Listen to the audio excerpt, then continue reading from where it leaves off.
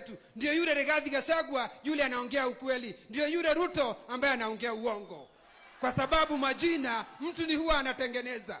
Na sasa kwa sababu ametuambia ni mwerevu sana, wacha nikuulize kwa sababu hakuelewa vizuri. Sifuna, ukitoka hapa tutakukubalia uende ukutane na yeye. Umwambie nyinyi mlisema mnaenda Canaan.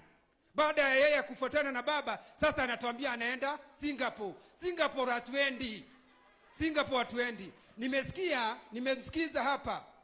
Nimemsikiza hapa ati mbunge ambaye anaitwa Muthoni ametoka huko Lamu. Amesema ya kwamba yeye ako katika serikali na hawana stima. Ametuambia, akatuambia katika serikali na hawana barabara, akatuambia katika serikali na hawana barabara. Huo ni ujinga ama ni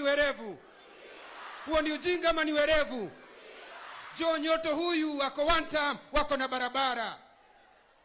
Kijana wetu Nyoro hapa ambaye tumeambiwa na yeye ndiye amekuja akatuambia, amekuja Murang'a akaona barabara ni nzuri, amekuja Murang'a akaona ya kwamba kuna stima. Mimi nimetoka Lamu, hatuna stima, lakini wacha nikwambie ndugu yangu, nimesikiza Kamau akisema ya kwamba ametuambia kwamba ati ukienda katika msururu wa panya, lakini nikukumbushe kwa sababu unajua hata msafara wa mamba haukosi burukenge. Wewe unajua. Kwa hivyo huu ni msafara wa mamba na Rigathi akiongoza msafara wa mamba, tunajua kutakuwa na burukenge, lakini burukenge hawezi kuzuia sisi tuende safari.